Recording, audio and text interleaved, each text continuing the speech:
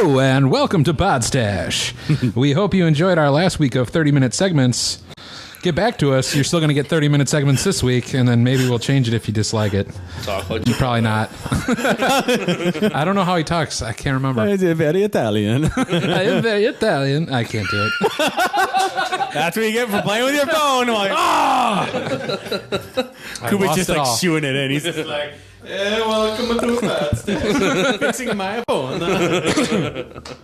So yes. Yeah, I'm very focused. Unfocused right now. But anyways. Did I spill rum chata on your phone? No. Oh, good. Yeah. Actually, that would be an awful thing because AT&T has an awful replacement plan. Very awful. We were in there today because her phone decided not to work. And you go in there, and if you, first of all, the in-store support that you just bought the fucking phone from is like, well, we don't do anything with that. You have to call some outside source. And we were like, well, we just called the outside source, and they told us to come in. And they're like, well, I don't know. I'm like, well, we're going to call them here, goddammit. We're going to fix this. So if you have a broken phone, you go through like a pre-screening, right? Yeah. So if they say you're pre-screened, okay, this sounds good, you know, we're going to... it's not a guarantee like we're going to warranty this and like give you a new phone, but we're going to send you a new phone. Yeah. So if we send you a new phone and then and you got to send yours back, so they send you postage so that you send yours back in. Okay. If they bring it back and say, oh well, it really died because of this and we don't cover that, you can't return the phone that they gave you that they're going to charge you $400 for. You pay full price. Then, you pay full price for a goddamn phone. Yeah.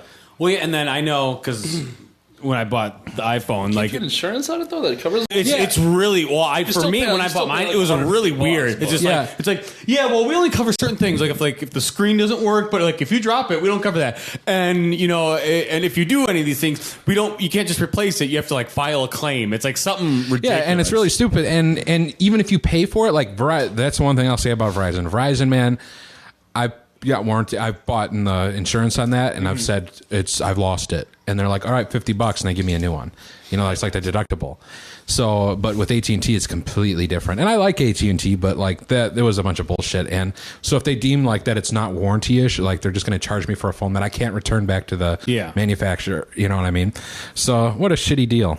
So it's good to know because I'm thinking about going to AT&T. If I were you, like my third phone. If I were you, I would try to find something like and not do like, you know what I mean? Like I would try to buy elsewhere. You know what I mean? Like buy online and then get an unlocked phone and then go in, or just keep that in mind. You know, when you go there, like you may. Does it work the same way? Because I know like Best Buy has like mobile areas now, like Best Buy Mobile. Is it like the same? Like, I mean, how does that work even? No idea. Best Buy Mobile. What do you mean? Well, because Best Buy sells cell phones now. Well, do they sell cell phones or are they a provider? Because they've sold cell phones for years now. Yeah. But it's been through providers. So like they sell through they've got AT&T plans, they've got Verizon plans. Right. So do they have their own mobile or is it like they're selling through? Probably selling through. Yeah. Right. It's probably the same thing. Because Target does the same thing. Yeah. You know what I mean? So, and you go to those guys, actually you find that those guys are a little bit cheaper. Mm-hmm. In terms of phones, like I think the plans tend to be the same, but you can find better deals on the phones. Yeah. But yeah, that insurance plan is really garbage. So, but that was my AT&T experience today. Don't insure yourself. Well, that's what I was going to say too. If you insure it, it still doesn't cover everything. Yeah. You know what I mean? Like that's so stupid. And I know exactly. Why are you going to pay money for something that they're not going to insure it for? Like if it drops, that's what you insure it for in case it drops. It seems very loophole-ish. Right. Well, the other thing too is, I mean, hers just if you're going to pay extra money to get just normal wear and tear coverage on it, like it just malfunctioning, well, it comes with that warranty anyway, so it's useless. Yeah. You know, because we didn't have insurance on her phone. It's just because we bought it and we've had it within the year. Mm-hmm. The phone's malfunctioning, so they have to fix it. So, and that's what sounds like any other warranty plan. I got a warranty plan on a laptop. First warranty I ever got, because I would go through 3 laptops a year. I'm like, oh wow, I'm going to buy a warranty. So it's like, oh, if you break it, you just bring it in and get a new one. I'm like, oh, cool. I broke mine, brought it in. They're like, oh, that only covers this. I was like, oh, not breaking. And was that Best Buy? Yeah. Best Buy has done that to me in the past too, and that has pissed me off so much because I was used to the Verizon method, like with my phone. Like I went in there and did Best Buy for 2 years, and they go, yeah, this covers it, and they charge me like $5 a month for like almost a year and a half, and my phone was just broken. And they're like, "Oh, we don't cover that." I'm like, I paid for a new phone almost, by the time that I'm here, I just. Well, you had like a Geek Squad thing, right? It was a Panasonic like mini DV camcorder, and Let's go run Chata. yeah, it was basically it started having like problems where like the whatever you're shooting didn't come up on a little screen. So like It's a big problem. Yeah. Oh yeah. I don't know what I'm shooting. Just guessing. Pictures of the nighttime sky. So bring it to Geek Squad and they sent it to wherever they send shit. And it comes back and I take it home and realize it has the exact same problem. So I was like, okay. So I bring it back. I'm like, hey, I was in here earlier. Well, not earlier, but I brought this in already. This is the problem, and I'm still having it. Okay, well, we'll see, what it is. So they send it out to the, repair place. It comes back, and then like it's the exact same problem again. So it's like, and then that's the weird thing. It's just like going into Best Buy. It's like, hi, this is my third time here. It's the exact same problem. Yeah, so. Well, we replaced the whole camera, but we kept swapping the exact same screen in all of them. So, but eventually, I think Mom got like a whatever warranty Best Buy offers, which says if you have to get something fixed or replaced like 4 times, then like it's a lemon or whatever, and that way they just give you like what that camera's worth. You can put it towards a new purchase. Okay. So I ended up just swapping cameras. So it kind of worked out in the end, but Yeah, a lot of hassle. yeah. Well, See, I just had a problem with this phone where the battery kept going out. Mm-hmm. And only in the U.S. will my battery run out fast. When I'm over in Europe or Asia or wherever, it doesn't. I'll go through one battery in like 3 days. Now here's a question: where did you get your phone in the U.S.? Yeah, bought it in the U.S. Okay. Because the reason I was going to say that is they have different chipsets and stuff like that in different areas. Like Canada's different from ours, different types of phones. Yeah. And what's weird about that is maybe it's having a hard time searching for signal.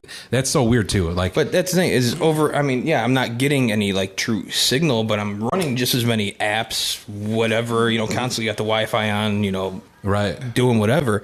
But I'll go through a battery. I won't charge it for 3 days and it'll be fine. Mm-hmm. But I'll have a full battery and land in Chicago, turn my phone on, and then by the time I'm home, the fucking thing's dead. Oh man. Yeah. My phone, yeah. But I brought it in to the guys at the store, and they go, okay, come back in an hour, run a test on it. So I gave them my phone. It's my first time like bringing it in and having to leave it. So I come back and they're like, oh, well, we couldn't do anything with it. Why not? Oh, well, you didn't give us your code to unlock it. I go, are you fucking kidding me? I just left it with you for an hour and a half. I would have called you. And and they're like, oh, well, we know we couldn't open it. I said, didn't you know this? Yeah. Why didn't you tell me? Oh, I don't know. I said, give me my phone back. I'll go find someone who's smart enough to ask me that question. But as soon as I got it back, now my phone doesn't work as good as it did. It keeps shutting off. It keeps saying that there's missing programs. And They probably tried to like hard reset your phone or some shit. my phone will turn off and turn on, and then I try to hit one program and a different program will pop up, and then it'll shut it down and open up my email that I'm not wanting to look at. Your provider? Huh? Sprint. Oh. And I've never had a problem with Sprint until now. But now I'm tired of going. Now I'm tired of going to, Korea and wherever, and having to buy another fucking cell phone that I got to carry around. Yeah. So I was saying, just go to AT&T and just have my phone, number wherever I go. But Speaking of Korea, we should probably do introductions. Oh, yeah. This guy talking about out of country shit. To my left, sir. Justin Shank. Milkshake. Yeah. Finally. Chris Ridley. And Koopa. That's Shake. Yeah, Shake's the strange voice that you've been hearing. Yeah. So, yes, what do we got for him today? You want to talk about Dream Lasers, or you want to talk about 50 movie remakes? Because Andrew, What do you want to do your Yeah. Oh shit! Oh yeah. Mr. Big Pants here? When was this, by the way? Huh? When was it? Right? Today, yeah. Really? And the reason because I think I talked about it on one of the other episodes. Just basically, the Howard Stern show is doing the celebrity impression contest. So basically, me and Christopher Lee got together. I had him record me, and I just did I think I recorded Lars, Stewie, old Clint Eastwood, the movie guy, who else? Gilbert Godfrey. I did Lars. So I did a bunch of them, and then I sent them all in, and I hadn't heard. Because the last day that they were due was the 31st, and I didn't hear anything the whole next week, and I'm like, oh, okay, I guess I didn't get it, shucks, And then this morning at 6:50, I got this random tweet, and it's just hey, heard you on the Stern Show today, awesome job, and I'm like, what? From some random guy who twatted me. And I'm like, twat past tense. Do you want to finger Brian's pussy? I'm like, what the fuck? So I get in the truck and I'm listening to it on the radio. I'm like, I'm not hearing anything. I'm like, okay, whatever. So then I managed to find someone streaming the show. So I'm just listening, and then sure as shit, I found this. So this happens about Want to mic that? Yeah. So this happens about it's 2 hours and a half into the show. Hold on. I don't think he has it. Check that shit. Yeah, right. Stick to drums. I want you to know it's not real Dave. It's an illusion. I don't know how many people realize that. Speaking of impressions, we are having an impressions contest where we're giving away. How much are we giving away, Gary? 5,000 or 10? Can I borrow some money? 5,000. Who's putting up to 5,000? Do we know? Avion. Right, Avion Tequila. So a lot of people sent in entries, and I have them. I'll play you a few of them. We are going to decide. We're going to have a show where we decide who does the best impression. This is a guy doing Lars from Metallica, Robin. Here we go. Hey, what's up, guys? This is Lars from Metallica. James couldn't make it out right now, but just more or less just trying to put out the good word about Metallica and what's going on in Metallica land. I think that's pretty good. Part of the trick to doing a good impression is you got to have material. I mean, don't tell that to Evil Dave, but because he thinks he can just talk. Right. Okay. This is. By the way, that guy's name was Brian Lay. Definitely had the voice down. He had the voice down. You don't think he did? I said he definitely had the voice down. Okay. This one's pretty lame. Pretty bad. We can do the Obama one. The Obama one's really good here. Weird Obama thing. Have you got it's just I don't even know how I came across it. It's one of those weird conspiracy nut dudes. But he did this whole thing where he took Obama speeches and played them backwards and transcribed the backwards talk. But the only thing that was weird and kind of eerie was that every time he says "yes, we can," it sounds vaguely like "thank you, Satan." Backwards. Find it. Vaguely, you kind of hear it's like "thank you, Satan," and it's huh. And I tried it myself. I recorded myself saying it. It still sounds vaguely like "thank you, Satan." Vaguely. Let's see. John River. Any copyright laws rebroadcasting this? No, I think as long as we we don't make any money off this show. So actually, getting sued might actually help us out a bit. There we go. I gotta hold on. I gotta show him my favorite one, the Maya Angelou one. A guy named Mark Silverman does Maya Angelou. Let me hear that. That's just funny already. I'm Maya Angelou. No. I was the first black woman to direct a film. All right. Well, anyway. That one. My name's Maya Angelou. It's that's awesome. Oh, shit. So real quick. Yeah. That weird "thank you, Satan" thing? Yeah. Yes, we can. Thank you, Satan. Thank you, Satan. Thank you, Satan. A little bit. There's a little bit of "thank you, Satan" in there. All of a sudden, Obama just got cooler. It sounds more like "thank you, Saint." Well, if you're saying Satan, like that. Because I listen to it, I'm like, that's eerie, but it's just coincidence. Because as long as we're on the subject, we should probably talk about you acquiring your Obama T-shirt. Oh, we were in. Yeah, that was Detroit, right? Detroit, yeah. Of course. So home of the brothers. Yeah. So the story goes, we were on the Shanker tour, and we were supposed to do sign a bunch of stuff for what was it called? Fallen Blue. It was. I don't know if you guys heard about it, but it's for fallen policemen who've been killed, but not in the line of duty, but by just like heart attack or a car crash or even suicide. And, just get all these guys, sign stuff, they auction them off, do things, and money goes to them. So they're like, oh, we'll do all this, and hey, we'll, just because we like it, we're going to take you on a tour of the White House. Is like, cool, why not? I haven't been in a White House, personalized tour. Cool. So we're in Detroit and go across the street, which is very dangerous.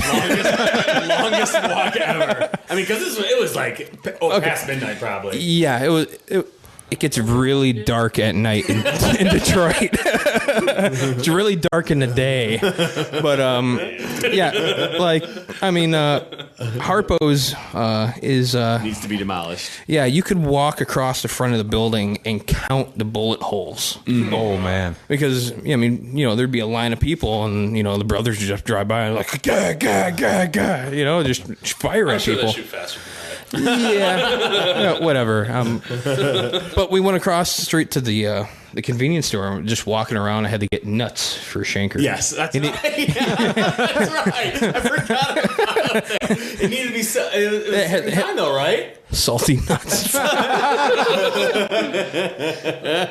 So he gets on the bus. He's like, Chris, I need some peanuts. I'm like, all right, hold on. Walk across the street. Brian goes with me, and we're walking through. We find little bags of nuts, and I'm checking out, and I just see something sparkly out of the corner of my eye, and I turn, and I'm like, oh, there's this huge, like 3X shirt with Obama and Biden on it, and I think it said "Yes, we can" or something like that, or just said, change, or something, or change, like or something like that. I was like, perfect, we're going there in like 3 days. I was so proud. I was going to sport that walking around the White House, like, yeah. Like, where's Obama? Like, high five, Chicago homeboys, I got it. Well, but then the best part is he puts it on, and then we notice it's like sparkly, like glitter all over it. So that was the twinkle I saw in my eye. Dude, it was ridiculous. It was like a fucking big. It was big on me. It was just like, but I rocked it a couple times. Yeah, you did. I do. I like walk in and people just look at me like, really? Like, say something. I think it makes me laugh. I think the Obama administration is now purposely just trying to piss off Republicans with their like merchandise, so to say. Yeah. Because like I like Obama on Facebook, and just not in person. Yeah. But they post like pictures of like, hey, pick up the new Obama shirt and support.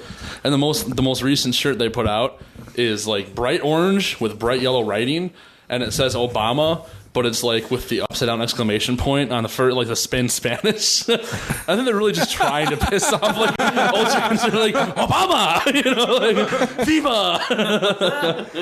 Go. Yeah, and that was I think I already told the story, I'm pretty sure, but that's when we went to the Olympia restaurant or whatever the fuck it was called. Yeah, and the guy, I remember. I'll sue you. It's at 99 cents. Dude, if you're complaining about 30 cents on some fries, you cannot afford a lawyer. Yeah. I mean, it's just, I don't know, like, I'm sure parts of Detroit are nice, but like there's that area. 2 blocks of Detroit that are nice. I've driven through Detroit where nature is reclaiming the city. We're driving through, and there's deer running down the road. Quail going from grass on one side, running to the other side. And it's just like, holy shit! Shooting up tin cans. No, I'm not lying. Yeah. I mean, I was completely surprised because we went to go try and find like the big. Like supposed to be like the big transit center of Detroit that they built I don't know, in the 40s or some shit like that. That was supposed to be the big jewel of the city, and they closed it down right away, and it's just like this huge building that looks awesome because it's all empty. We went to drive over there, and everything around it just looks like it's been bombed out. You know, all the houses are burnt down to the ground. There's trees growing out of houses and wildlife everywhere. Nobody lives there. Did they ever get their RoboCop statue or no? They did. Someone already stole it. Oh, hey, man, check this shit out. I got RoboCop. No, but there's only 2 blocks that are worth anything in Detroit. And that's still even dangerous. No. Detroit sucks. Not a fan. Yeah, Detroit, I hate you. So now, is there, for me, I definitely have a couple like cities or states that really stand out in my mind. But it's like for like me, like Portland, I really like is trendy as Portland can be. But I like Portland a lot. Voodoo Donut. Voodoo Donut. Yes. We love you. Send donuts here, please. I like New York. I don't know. Like whenever we go to the House of Blues in Hollywood, but I hate Hollywood. Hollywood sucks. It's just like I don't know. I hate Hollywood. Hollywood, I hate you. It's so Hollywood. I mean, everything you think of Hollywood, how it's fake and just sucks. Yeah. Have you been there? No. I'd say go, but then you'll come back and just be like. But describe. I mean, like.